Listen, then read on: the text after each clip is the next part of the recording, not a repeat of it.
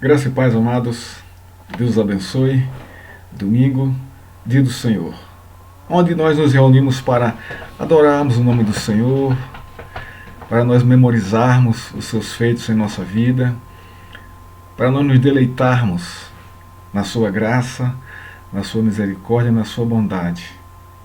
Um dia que Ele mesmo separou para o nosso descanso, e que nesse descanso nós venhamos a desfrutar da sua presença, da sua bondade, do seu consolo e do seu conforto.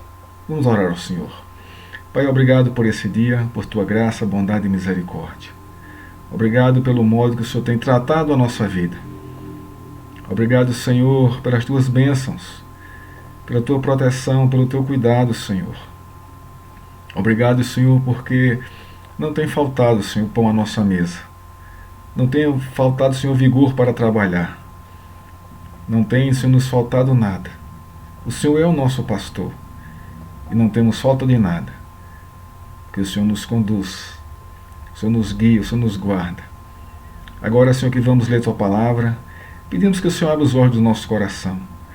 Que o Senhor nos alegre, nos anime, nos avive, para vivermos dias felizes em tua presença, na expectativa da tua volta, amando, te adorando, testemunhando o teu nome, Senhor, com gozo e com alegria.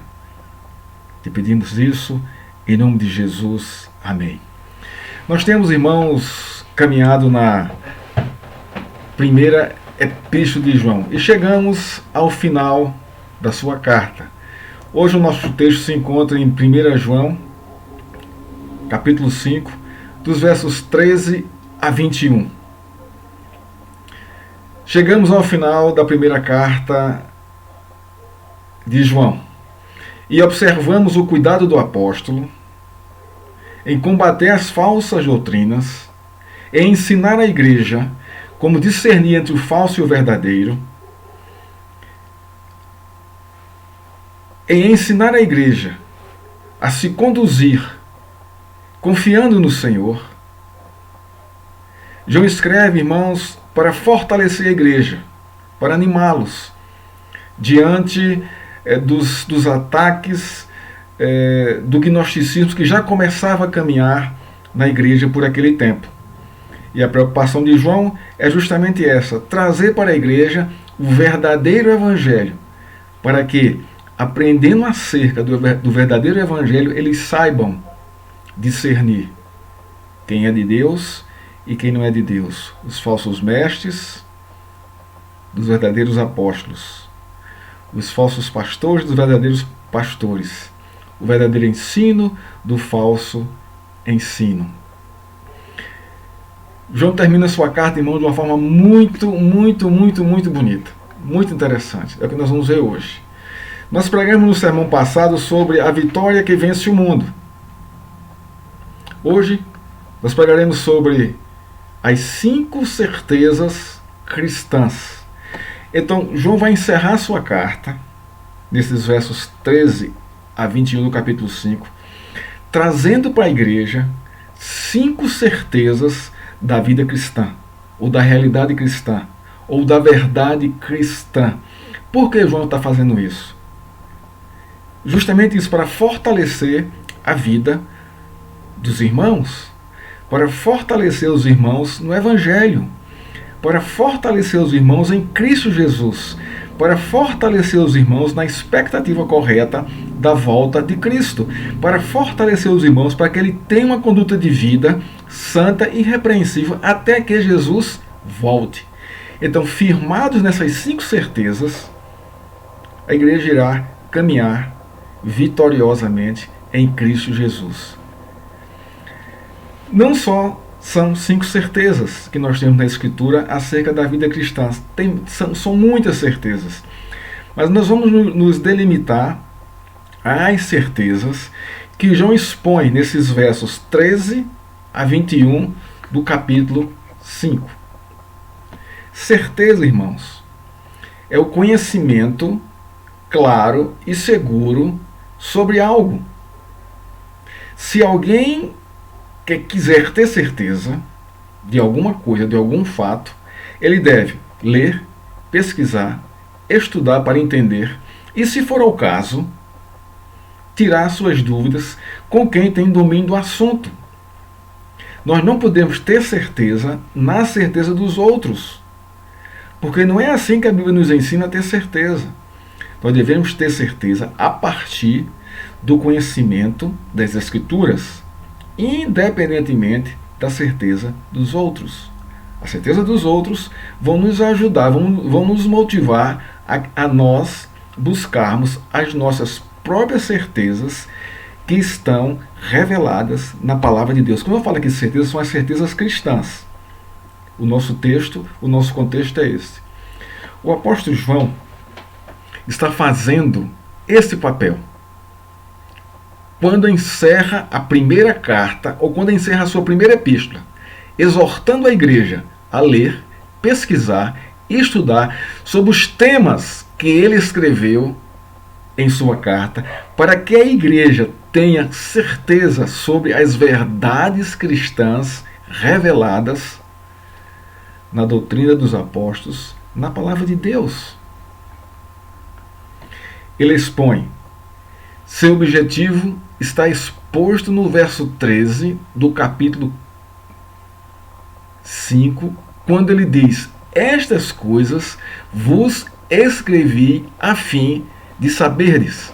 Abre sua Bíblia, 1 João, capítulo 5, dos versos 13 a 21. E observa as vezes que ele vai repetir agora no final da sua carta sobre sabemos que, sabemos que, sabemos que e sabemos que. Ele vai repetir isso aqui várias vezes.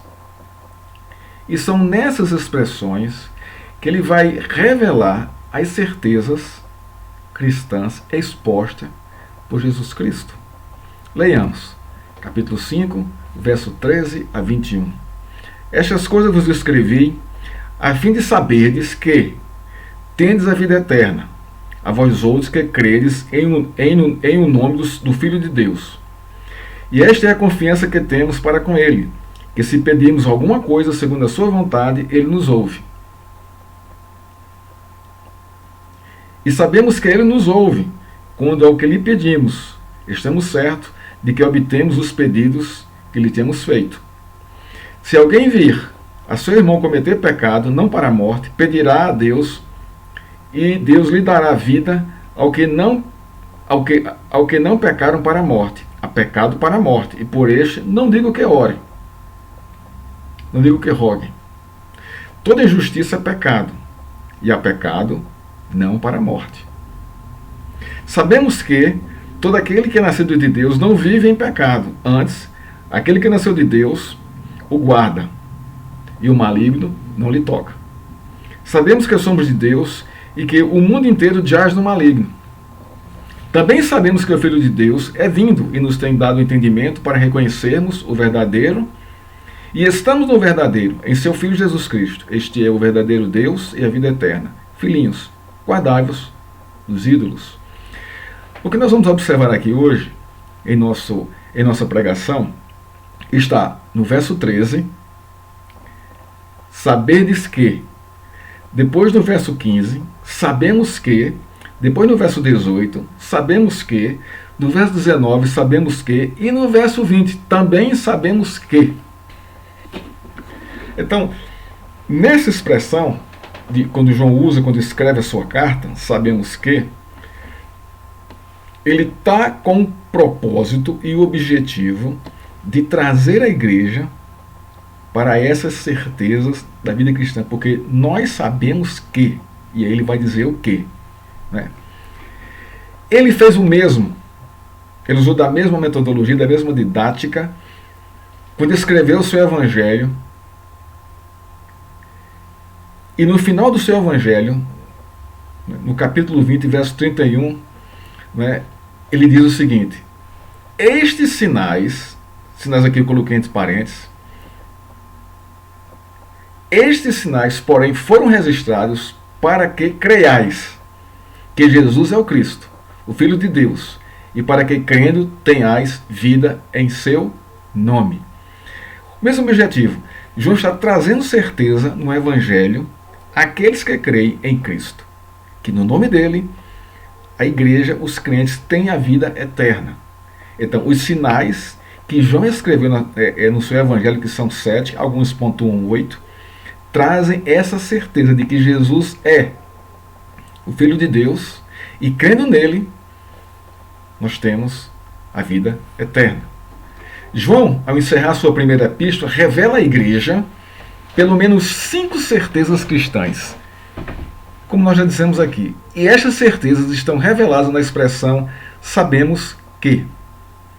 Seu objetivo é que essas certezas deem à igreja o entendimento sobre quem eles são em Cristo e sobre as verdades divinas reveladas em Jesus Cristo como verdadeiro Deus e a vida eterna.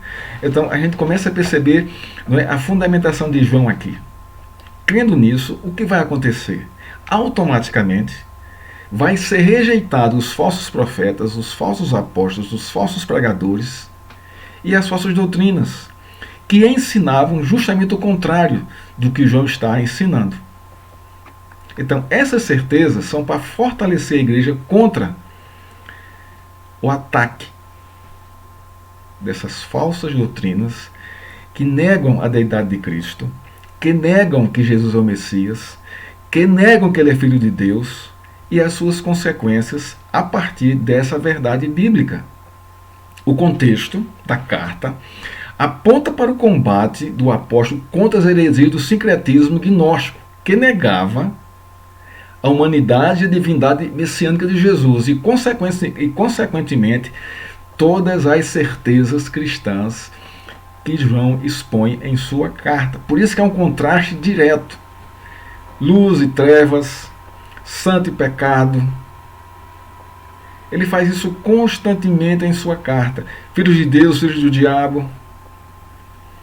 Mostrando, trazendo, né, e fundamentando e fortalecendo a igreja na teologia saudável, revelada pela doutrina dos apóstolos, que são inspirados pelo Espírito Santo.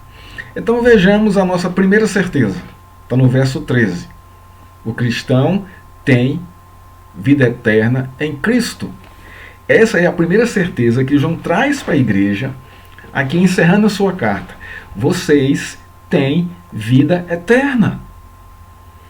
Estas coisas vos escrevi a fim de saberes que tendes a vida eterna, a vós outros que credes no nome do Filho de Deus. Irmãos, que certeza maravilhosa! Temos a certeza de que temos a vida eterna em Cristo Jesus. João usa a expressão vida eterna 6 vezes em sua primeira carta. E todas estão relacionadas com Jesus Cristo sendo o doador da vida eterna. A vida eterna aponta para a morte da morte na vida do cristão e a plena comunhão para sempre com Deus por meio de Jesus Cristo. A vida eterna é consequência de quem Deus chama e vocaciona para si. Isto se torna real em Cristo. João diz em seu Evangelho, no capítulo 1, verso 12 e 13: Mas a todos quanto receberam, deu-lhes o poder de serem feitos filhos de Deus, a saber, aos que creem no seu nome, os quais não nasceram do sangue, nem da vontade da carne, nem da vontade do homem, mas de Deus. Então, essa é a certeza da vida eterna. Ela é dada àquele a quem Deus fez nascer de novo. Ter o Filho significa ter comunhão viva com Deus, e esta é a realidade da vida eterna, segundo a primeira epístola de João. Portanto, não devemos nos enganar achando que a vida eterna com Deus é aplicada universalmente a todos. Não é. É somente aplicada a quem Deus chama para si.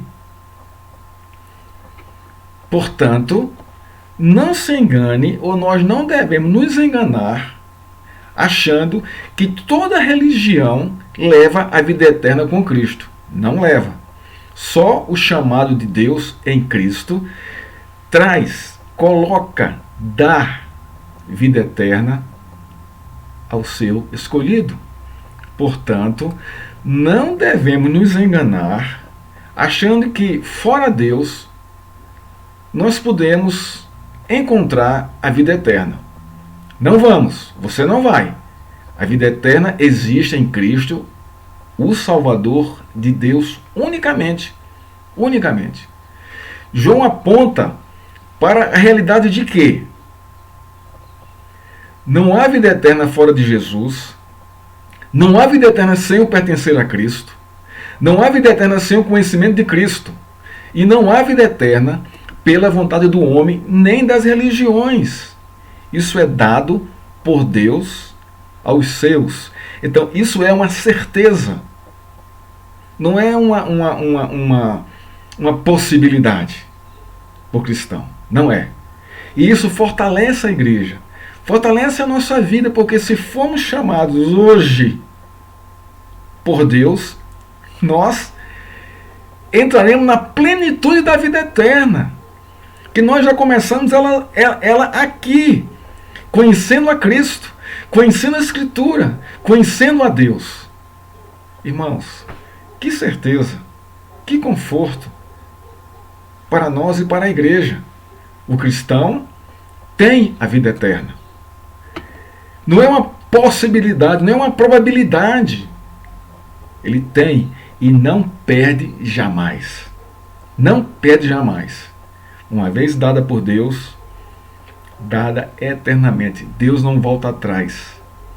Deus não se arrepende dos seus atos. Segunda certeza, continuando, desculpa.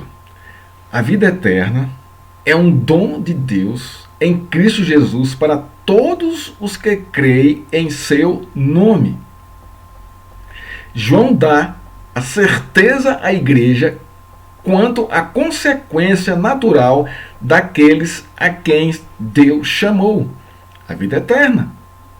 A vida eterna é assegurada por João somente aos que creem no nome do Filho de Deus, diz Nicodemos, pastor Nicodemos.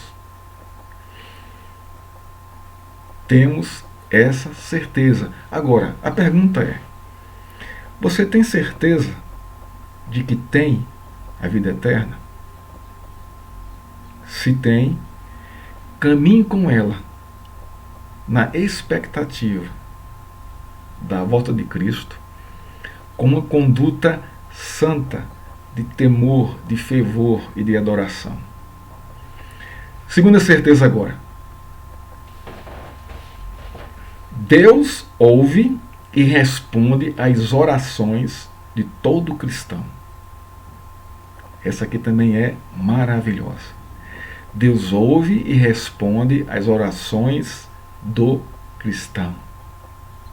Verso 14. Olha o que diz o texto. E esta é a confiança que temos para com Ele. Se pedirmos alguma coisa segundo a sua vontade, Ele nos ouve. A base dessa certeza é as orações feitas segundo a sua vontade. Deus não só dá certeza de que ouve a sua igreja, Ele dá também a certeza de que responde às orações de seus filhos por meio da mediação de Jesus Cristo. Olha o que João fala aqui no seu Evangelho, verso 17, verso 3. A vida eterna é esta, que te conheçam a ti só, por único Deus verdadeiro, e a Jesus Cristo a quem enviaste. Segundo esse texto, a vida eterna é o conhecimento de Deus e de Jesus. A vida eterna é esta, que te conheçam a ti só como único Deus, e a Jesus Cristo a quem enviaste. O que é a vida eterna? Conhecer Deus e conhecer a Jesus Cristo. O que é que isso tem a ver com as orações? Tudo a ver. Tudo a ver, irmãos. A gente vai ver que essa corrente que João expõe aqui no final da sua carta, dessas certezas, isso é um elo inseparável.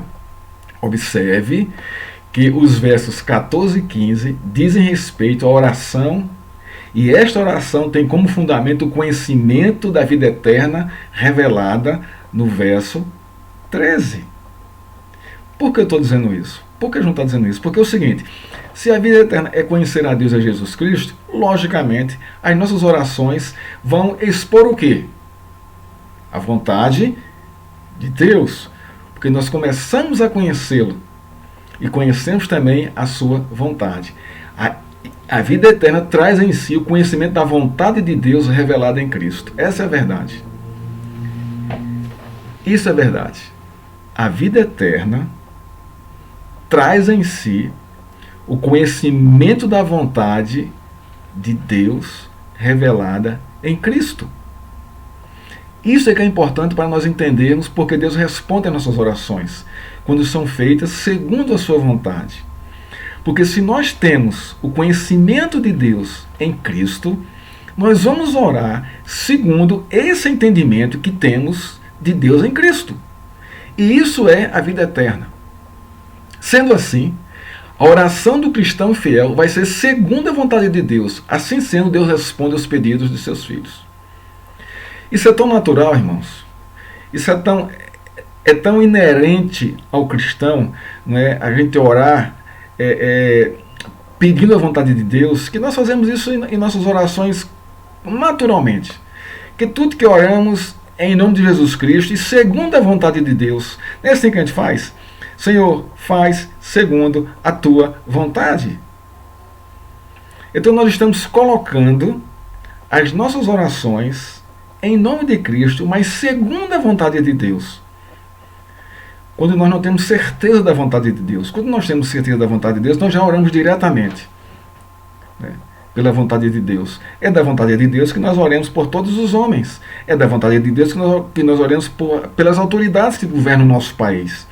Então nós não temos que perguntar se isso é da vontade de Deus. Nós temos que orar porque Ele mandou.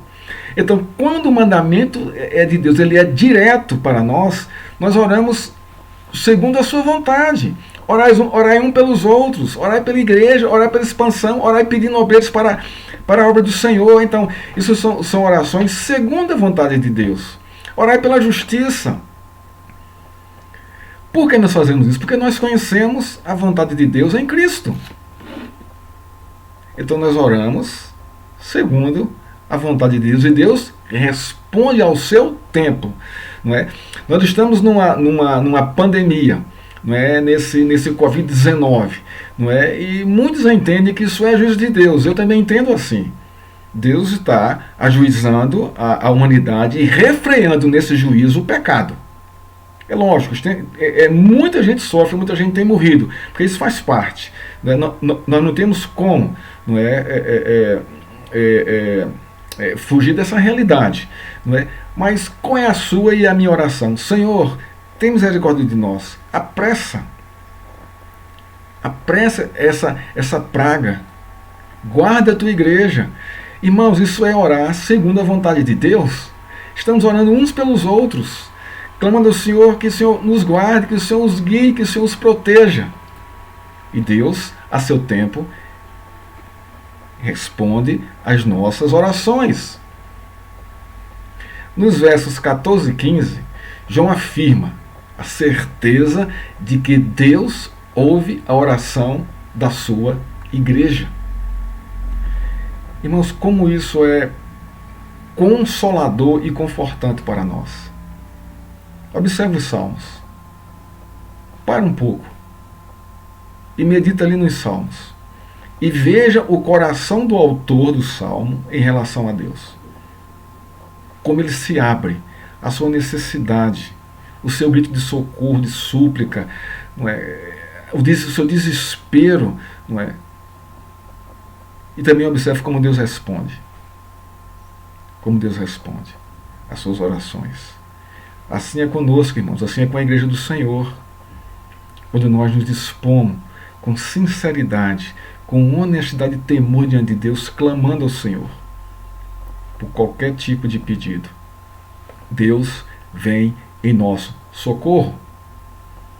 Tiago 5,16 diz: muito pode, por sua eficácia, a súplica do justo. Olha que coisa, que certeza Tiago está passando aqui para a igreja, e para mim e para você. Muito pode, por sua eficácia, a súplica do justo, porque ela é feita segundo a vontade de Deus. Se eu conheço a Deus e sei o que Ele gosta, e eu sou o seu adorador, o seu servo, eu vou orar pelo que Ele gosta. E Deus, a seu tempo, responderá. Esse texto de Tiago se aplica a todas as necessidades dos crentes, inclusive a confissão de pecado. Depois você abre lá o texto de Tiago e observa isso. O foco da oração é a vontade de Deus. E a vontade de Deus, irmãos, ela é expressa em sua palavra. E nós conhecemos a vontade de Deus a partir do momento que nós começamos a conhecer a Deus por meio da revelação de Jesus Cristo e por meio da revelação dele em sua palavra. A Bíblia é a história de Deus se manifestando, se revelando ao mundo e ao seu povo, ao mundo e à sua igreja, para que a sua igreja conheça e goze dessa verdade e desse conhecimento. Observe no contexto do verso 16 e 17 da primeira epístola de João. Olha só o que diz o texto aqui, 16 e 17. Se alguém vir a seu irmão cometer pecado não para a morte, pedirá e Deus lhe dará a vida. Ao que não pecam para a morte. Há pecado para a morte, e por esse não digo que orem. Toda injustiça é pecado, e há pecado não para a morte. Então, quando João dá a certeza de que Deus ouve as nossas orações, ele também, no próprio contexto, vai mostrar a aplicação dessa oração. É da vontade de Deus que a igreja ore pelos que caíram, para que sejam restaurados. Isso são os pecados não para a morte. Pecados dos pecadores justificados, como eu e como você. Nós pecamos. Nós não somos exímios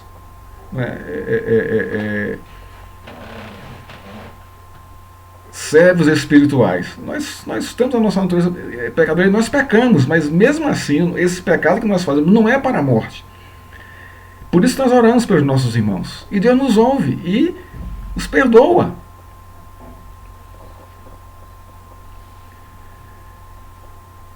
Não é da vontade de Deus que a igreja ore pelos apóstatas. Pecado para a morte. A apostasia. Nesse contexto aqui, João trazia a realidade desses falsos mestres que entravam na igreja para desviar, para que a igreja apostatasse da fé. Ele diz, não orem por esses, porque eles estão em apostasia e não há mais condição de arrependimento, porque já abandonaram a fé de uma vez por todas, definitivamente. Então, por esses, você não deve orar. Então veja que João aqui, além de falar da certeza que Deus ouve a oração da igreja, ele mostra aqui também os princípios para nós aplicarmos essa certeza de que Deus nos ouve, que Deus ouve a nossa oração. Então, ora um pelos outros, ora para os seus irmãos, ora pela igreja, não é? Ora pelo avanço do evangelho. Agora, não perca seu tempo orando em favor daqueles que apostataram da fé. Isso é muito sério, irmãos. Deus leva isso em consideração. Mas se você me perguntar, pastor, quem apostatou da fé? Bom, isso quem vai dizer são os frutos de cada um. Há uma diferença entre o desviado da fé e aquele que apostata da fé. O desviado, ele cai em arrependimento e volta. O apóstata não cai mais em arrependimento. Não cai mais. Ele não volta mais. Ele abandona definitivamente. Então, João nos orienta a observarmos, não é, os princípios da aplicação das nossas orações nesse contexto. Contudo, as orações são aplicadas a todos os contextos da nossa vida. Eu falo aqui da aplicação do contexto da carta. Que Deus ouve a nossa oração quando nós oramos aqui um pelos outros para que não caiam na fé. Que era o contexto da carta, devido à influência dos falsos mestres, do anticristo e dos anticristos que atuavam dentro da igreja. Não orem por esses, porque esses são apóstatas. Eles abandonaram a fé. Mas ore pelos seus irmãos, os fracos, os imaturos, os que estão desviados, os que estão desestimulados, os que estão desinteressados, porque continuam sendo crentes e precisam de um reavivamento em seus corações. E por isso eu digo que ore. Quando fazemos assim, não oramos uns pelos outros, essa é a nossa postura. Nós temos nosso boletim. Os desanimados, os desestimulados, os que estão desviados, nós temos orado por eles, cumprindo a vontade de Deus. A certeza de que Deus ouve a sua igreja deve produzir confiança plena na pessoa de Cristo como pleno, perfeito e único mediador entre Deus e os homens para perdoar os pecados. Irmãos, isso é de uma graça muito grande, irmãos, para mim e para você, que somos frágeis, somos fracos, pecamos e temos a oportunidade de nos dirigirmos a Deus em arrependimento, pedindo perdão pelos pecados, e também temos a alegria de saber que temos irmãos orando por nós. Que maravilha! E ainda mais nesse tempo, não é, de pandemia. Você tem orado pela sua igreja? Tem orado pelos seus irmãos? Nós temos feito isso, para que Deus sustente, mantenha e continue, não é, abençoando a sua igreja, mesmo nesse tempo de estarmos longe um do outro. Por quê? Porque a igreja não são as quatro paredes onde nós nos reunimos. A igreja é muito maior que isso. A igreja é o corpo de Cristo, é um corpo vivo, não é pedra, não é cimento, irmãos. Estejamos próximos ou estejamos longe, somos a igreja do Senhor. E por isso devemos orar uns pelos outros, porque Deus ouve as nossas orações. Essa é uma certeza que João nos dá, que nos ensina aqui, e eu creio nisso. Eu creio nisso. Terceira certeza: o cristão nascido de Deus vence o pecado e o diabo. Como essa terceira certeza aqui, ela é tão propícia ao contexto aqui do texto, e também para nós hoje, e tão atual para toda a igreja do Senhor Jesus Cristo. Paulo diz em Colossenses 2, versos 13 a 15, o cristão, ele vence o pecado e ele vence o diabo. Vamos caminhar aqui em alguns textos das Escrituras que nos apontam para isso. Colossenses 2, 13 a 15. E a vós outros, aqui Paulo escrevendo para a igreja de Colossos, e a vós outros que estáveis mortos pelas vossas transgressões e pela incircuncisão da vossa carne, vos deu vida juntamente com ele. Deus nos deu vida juntamente em Cristo, perdoando todos os nossos delitos, tendo cancelado o escrito de dívida que era contra nós e que constava de ordenanças, o qual nos era prejudicial, porque nós não cumprimos a lei. Removeu inteiramente, encravando na cruz, despojando os principados e as potestades, publicamente os expôs ao desprezo, triunfando dele na cruz. Vemos aqui a vitória do cristão sobre o pecado e sobre o diabo. Esse texto de Paulo aqui em Colossenses 13, capítulo 2, 13 a 15, é interessantíssimos. Vejamos aqui as consequências de Deus nos dar vida juntamente com Cristo. Primeira, Ele nos perdoou todos os pecados. Então nós vencemos o... Segundo, cancelou o escrito de dívida que tínhamos contra Deus. Havia uma dívida nossa para com Deus por causa dos nossos pecados. Ele cancelou essa dívida. Não é? Terceiro, removeu inteiramente essa dívida, que era a dívida de morte, que o salário do pecado é a morte, encravando na cruz. É a terceira consequência, não é, Deus nos ter dado vida em Cristo. E a quarta consequência, despojou quem? Cristo na cruz. Despojou quem? Os principados e os potestades. Publicamente. Os expôs ao desprezo, triunfando dele na cruz. O triunfo de Cristo, irmãos, é o triunfo do seu povo, da sua igreja, dos seus filhos. Então é muito claro nesse texto aqui. É muito claro aqui nesse texto essa certeza que o cristão nascido de Deus vence o pecado e vence o diabo em Cristo.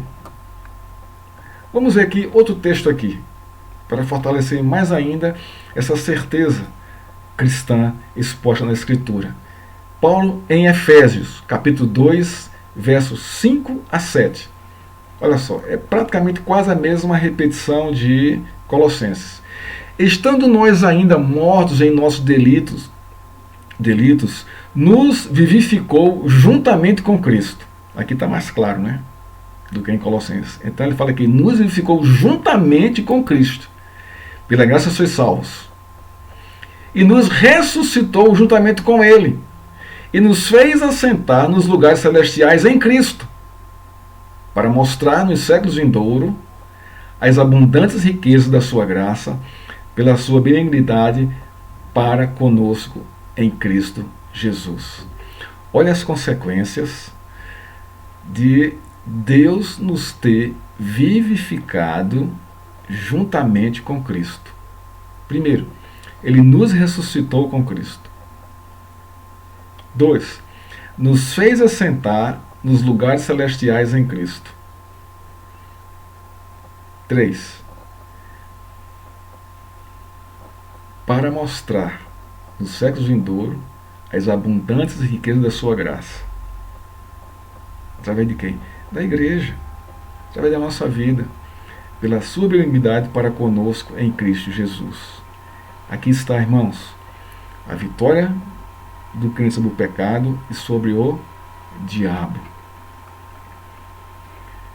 João, na sua epístola, capítulo 3, verso 8, ele diz o seguinte: para isto se manifestou o Filho de Deus, para destruir as obras do diabo. O cristão, ele pode dizer não para o pecado, porque não é mais escravo do pecado. Nós estamos em Cristo, e as consequências de estarmos em Cristo nós vimos anteriormente. E duas delas que são claras. Dizemos não ao pecado e o diabo não nos toca.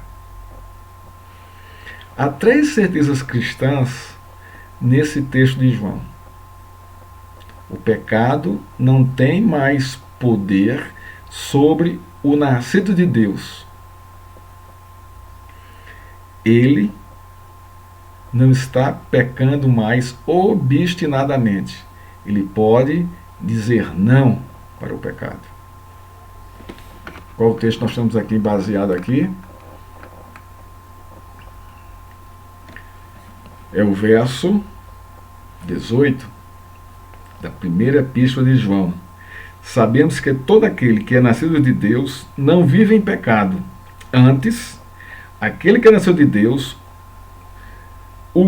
aquele que nasceu de Deus o guarda, e o maligno não lhe toca. Esse é o texto que nós estamos aqui mostrando aqui as certezas de que podemos dizer não para o pecado e o diabo não tem mais poder sobre nós. Nesse texto aqui de João, do verso 18, não é, ele deixa aqui muito claro 3 certezas básicas, né, que nós estávamos falando aqui anteriormente. A primeira, o pecado não nos domina mais. Não tem mais poder sobre nós. O pecado foi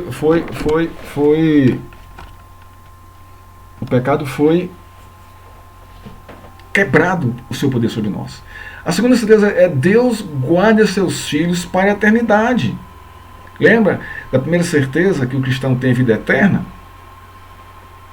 E a terceira certeza é o diabo não tem mais poder de lhe agarrar, de lhe tomar, de lhe possuir para fazer mal.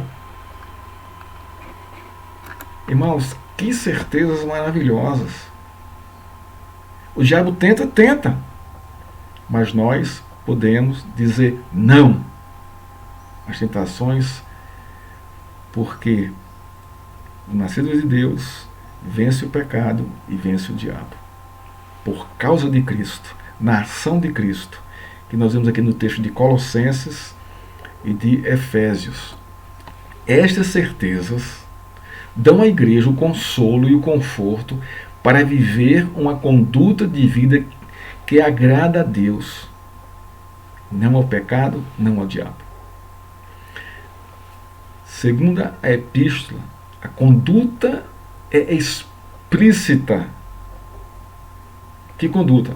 A conduta de viver agradando a Deus é explícita. Quando ele diz assim: guardar os meus mandamentos e os praticá-los. Aquele que me ama é aquele que guarda os meus mandamentos. Esse era também amado por meu Pai. Então, irmãos, terceira certeza, claríssima: o cristão nascido de Deus vence o pecado e o diabo. É um fato, é uma realidade. Creiamos nisso. A quarta certeza, o cristão pertence a Deus. Verso 19, que diz o texto: sabemos que somos de Deus e que o mundo inteiro jaz no maligno. Jaz no maligno. Sabemos que somos de Deus, que pertencemos a Deus.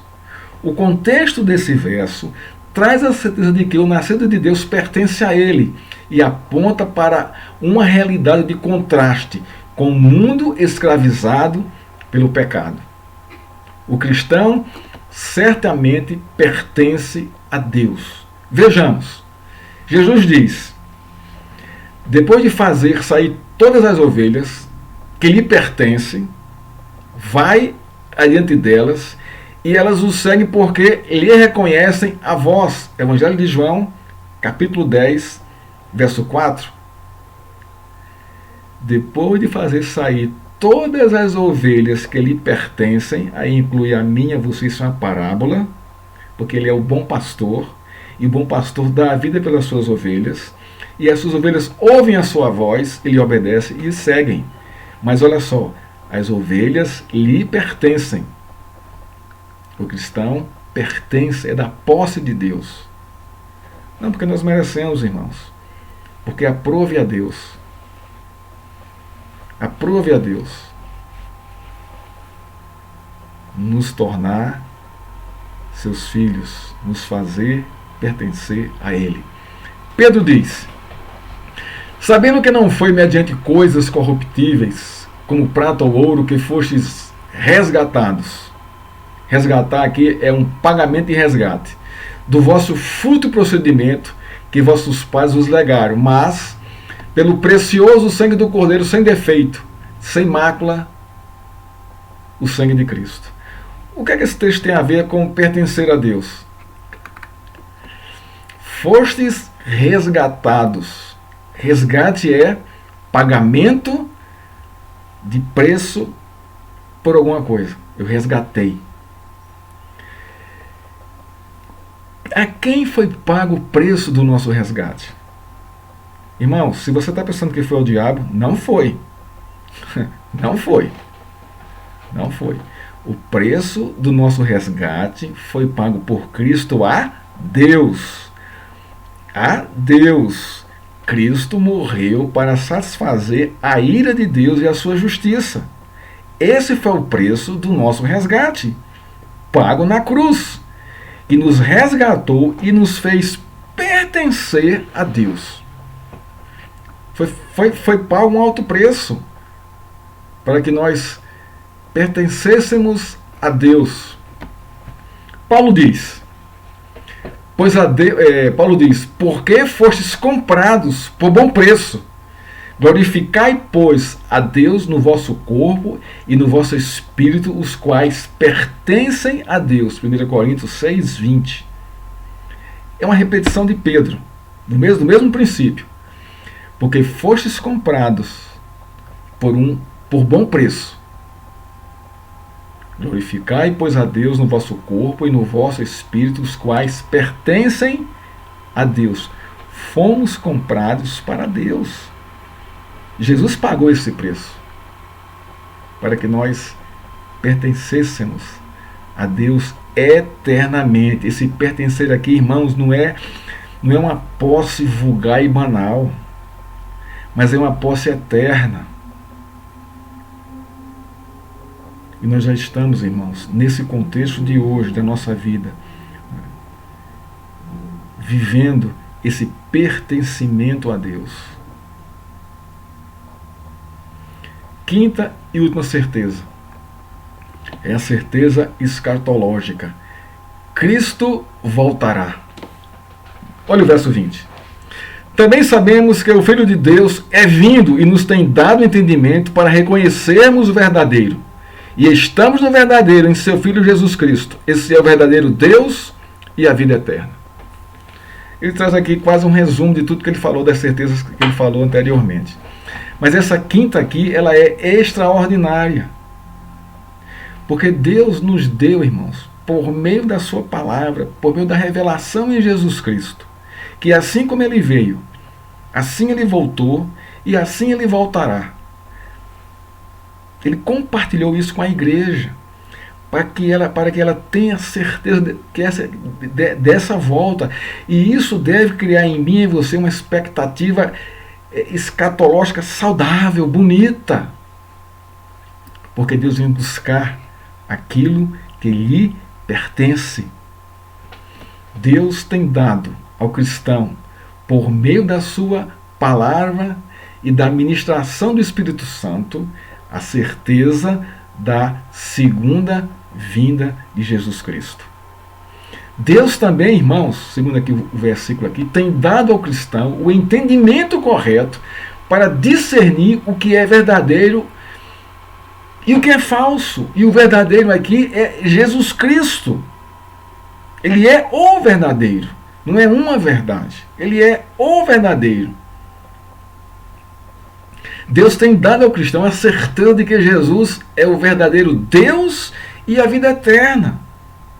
E que voltará para buscar aqueles a quem ele pagou o preço do resgate.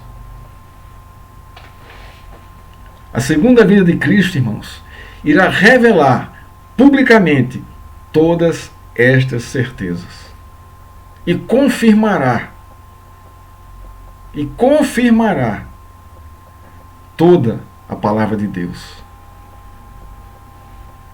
A vinda de Jesus será pública, não será em secreto, não será em espírito, como os muitos pregam e dizem por aí. Ele ainda não voltou, como muitos dizem e afirmam que ele já voltou. Não tem data certa para isso, porque ele não compartilhou isso com a igreja. Ele criou essa expectativa na igreja para que seja uma expectativa de alerta. Olha, eu vou voltar. Mas quando? Não cabe a vocês saberem o dia e a hora. O que cabe a vocês é testemunhar o meu nome. Isso é, vivam numa conduta de vida bonita, alegre, prazerosa, independente das circunstâncias, até que eu volte. Porque eu venho buscar vocês. Esse sofrimento aqui, comparado à eternidade, é nada. É nada. E faz parte da vida cristã. A vinda de Jesus será pública. Pública, irmão. Todo olho verá. Ele fala em Apocalipse 1:7. Eis que ele vem com as nuvens, e todo olho o verá, até mesmo aqueles que o traspassaram. E todos os povos da terra se lamentarão por causa dele. Assim será. Amém. É uma palavra de conforto e salvação para a sua igreja e de juízo para aqueles que não são dele. Mas a sua vinda será pública. Será pública, confirmando toda a Escritura, cumprindo toda a promessa aqui na terra. A certeza escatológica da volta de Cristo tem como objetivo alertar a igreja e deixá-la atenta para que ela viva na conduta de vida que agrada ao Senhor até que ele volte. O cristão tem o entendimento e o conhecimento da volta de Cristo, o Deus verdadeiro e genuíno, por meio da revelação do seu Evangelho. E nós não podemos perder, irmãos, o foco desse fato, dessa realidade, dessa expectativa. Que aí vamos perder a nossa esperança. Não podemos. Essa é uma certeza clara de Cristo para a sua igreja.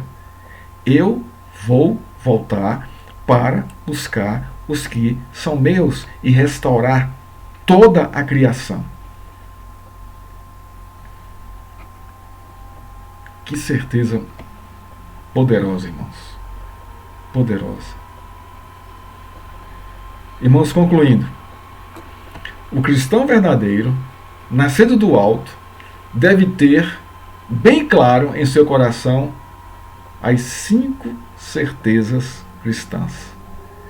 O cristão tem a vida eterna. Deus ouve as orações, as súplicas, as intercessões do cristão. O cristão vence o pecado e o diabo. O cristão pertence a Deus. E o cristão sabe e entende e conhece que Cristo voltará. Tudo isso, irmãos, todas essas certezas não são nossas. São certezas da palavra de Deus que Ele compartilha com o seu povo para trazer consolo e conforto na vida de cada um e para que a sua igreja viva na alegria, no gozo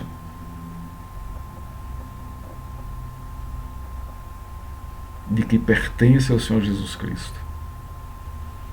Irmãos, algumas aplicações simples para mim e para você. Primeira aplicação básica. Não tenha certeza na certeza dos outros. Não tenha as certezas cristãs do que os outros estão dizendo por aí. Mas abra a Escritura, leia a Escritura, frequente os cultos, frequente a escola bíblica. Pare, medite, estude, cave e busque no Senhor as suas certezas. Não se escore nos outros, mas compartilhe com os outros a sua certeza. Segunda aplicação. Tenha vivo em seu coração. Tenha vivo em seu coração que você tem vida eterna e ninguém vai tirar isso de você. Deus lhe deu isso. É um dom dado por Deus. Tenha certeza absoluta. Ore. Ore ao Senhor. Ore segundo a sua vontade. Abra a Escritura. Leia em cima das Escrituras para você conhecer a vontade de Deus e orar por elas. E tenha a certeza de que Ele responde a seu tempo. Não deixe de clamar ao Senhor em suas necessidades, em suas dores, em suas angústias. Olha os Salmos. Quanto dos Salmos nos ensinam a estarmos orando ao Senhor, buscando ao Senhor em súplica, em intercessão, em grito de socorro. E Deus ali responde. Tenha essa certeza, Deus responde suas orações. Irmãos, não se deixe enganar pelo pecado. Diga não ao pecado, corra do pecado. Isso agrada a Deus, isso lhe faz crescer. Diga não aos intentos do diabo, às suas tentações, corra delas. Diga não, eu sou crente, eu sou cristão. Não abre espaço para isso. Seja firme com o Senhor. Entenda de que você pertence a Deus e não ao mundo mais. Nós não pertencemos mais ao mundo, irmão. É um contraste aqui, o mundo jaz no maligno. Aqui, há um contraste aqui tremendo aqui na Escritura, quando João fala disso aqui. Por que o mundo jaz no maligno? Porque o mundo já está condenado. O cristão não, ele está salvo. Então não há comunhão entre as ideologias, os convites do mundo para o cristão. Quando eu falo aqui é mundo, o mundo do pecado. Há muita coisa bonita no mundo, existe, lista. Isso aí a gente pode curtir, a gente pode degustar disso. Mas eu falo aqui desse mundo de pecado, da ilicitude, da fornicação, da prostituição, do roubo, da mentira, do furto, do engano, da promiscuidade. Essa coisa podre. Nós não temos mais vínculo com nada disso. Irmãos, e para finalizar a nossa aplicação, viva uma conduta santa de vida até que Jesus volte. Ele vai voltar, irmãos. Ele vai voltar. E nós vamos ver ainda muita coisa acontecendo no mundo até que ele volte. Mas olha, a tendência é que as coisas apertem. Se você acha que esse Covid-19 mexeu com você, e deve ter mexido, isso é só uma pitada do que vem ainda por aí. Eu não quero ser aqui um profeta do caos, não é isso. Mas é da intensidade, dos juízos que vão aumentando de Deus sobre o mundo. E nós estamos nele ainda. Nós vamos sofrer com isso. Mas tenha confiança, porque nós pertencemos a Deus. Ele vem nos buscar. Irmãos, que Deus nos abençoe e nos fortaleça com a sua graça, com a sua beleza, com a sua palavra, com o seu consolo e com o seu conforto. Vamos orar ao Senhor. Pai, obrigado pela tua palavra, obrigado pelo que o Senhor nos ensinou hoje. Obrigado por essas certezas, Pai, e pela preciosidade que é essa carta. Ó Deus, nos ensina a te amar, a te buscar, a te adorar, e a ter claramente, Pai, em nosso coração essas 5 certezas. Assim te oramos e agradecemos, em nome de Jesus. Amém. Irmãos, boa semana. Boa semana. Que Deus os abençoe. Amém.